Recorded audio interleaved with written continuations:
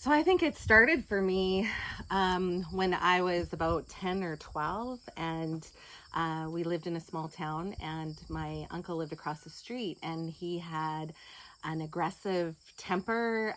He also had lots of paranoia.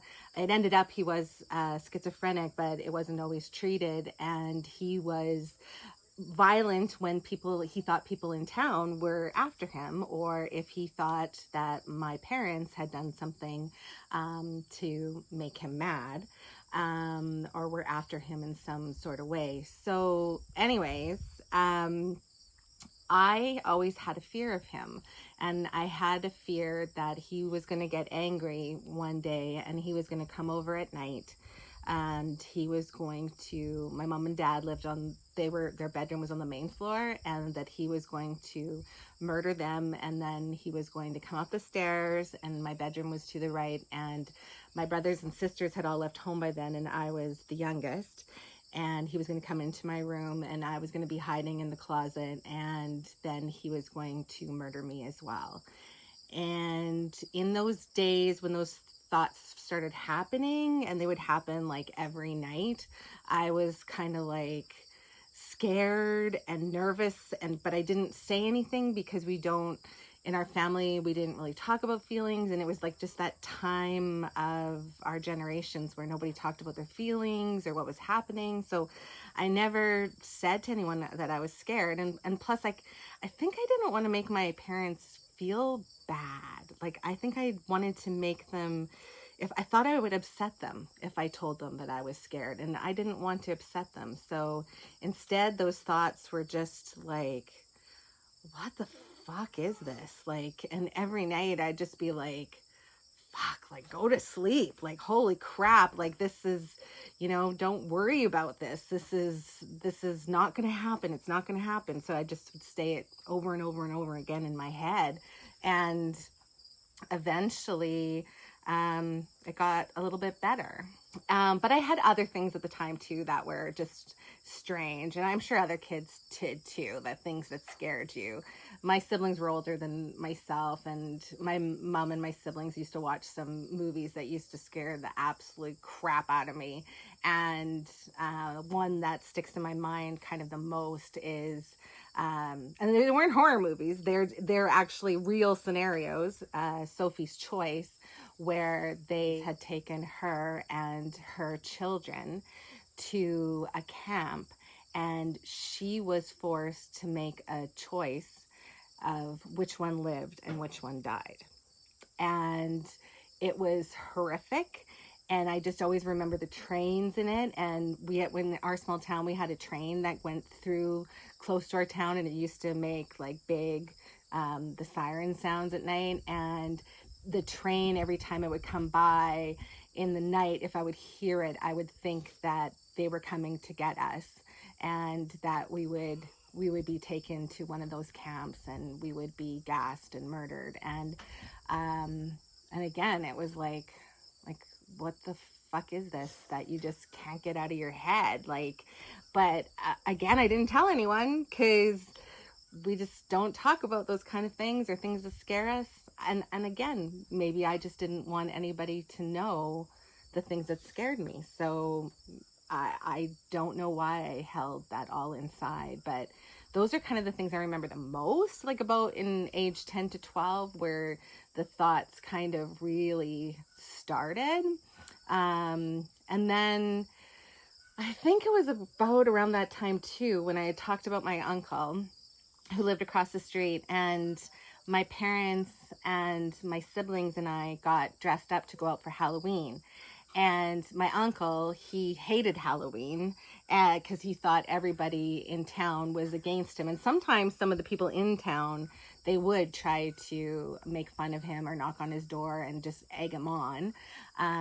But he did at times have guns to scare them back as well. But he also had, like I had said before, a very bad temper. So when he was in the car waiting for somebody to come and knock on his door, and he was going to get them, happened to be at the exact same time that my family and I had all dressed up, and we were going out Halloweening, and when we did that, we went to places in town, and you would be completely unidentifiable because that was the game. That was the fun of it. You would go to neighbors' houses and you'd ask for a drink or take a sign for a drink, and you would it was always the funny part. It was they're trying to figure out who you are, and so we used to do that, and so we were completely unidentifiable.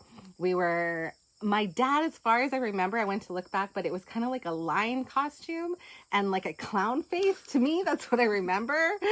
And and I had some kind of long wig, and I was a kind of a clown too. I don't know. Then my mom and my sister and my brother as well.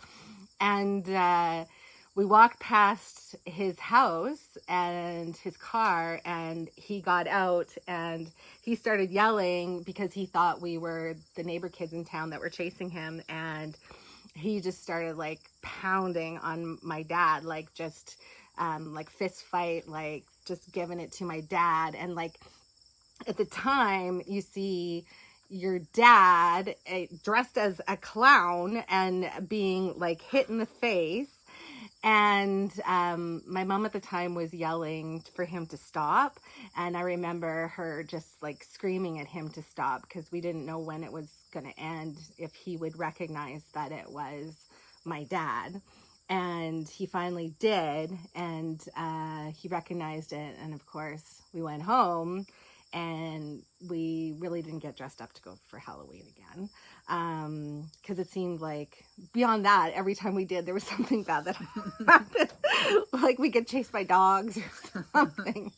But anyways, I think what is actually kind of silly about that story is that I used to think of it as such a funny story. And I used to tell it sometimes as like, oh my gosh, this is such a funny story.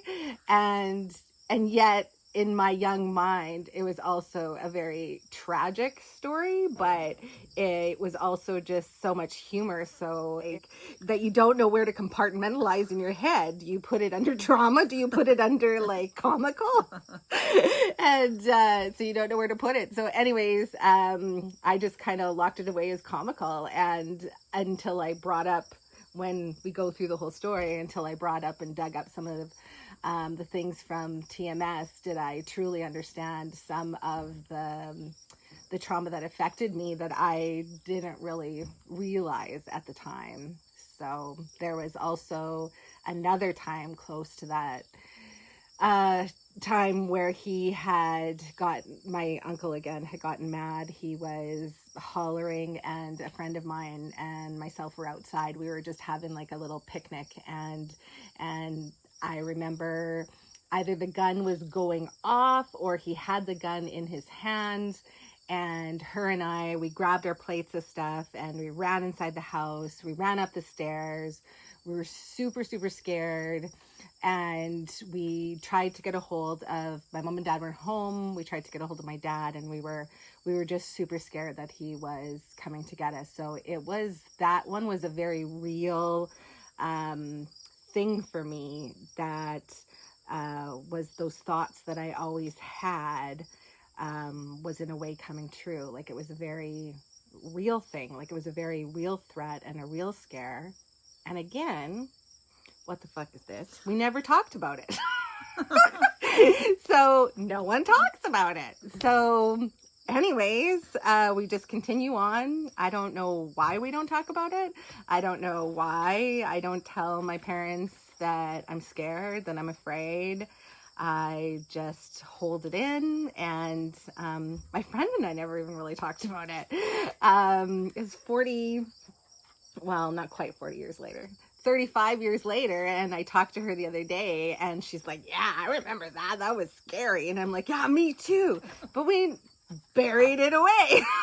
But we didn't really assess the dangers, I guess, for ourselves. And I didn't recognize it in myself that it was starting to form part of a narrative in my brain, which really wasn't funny.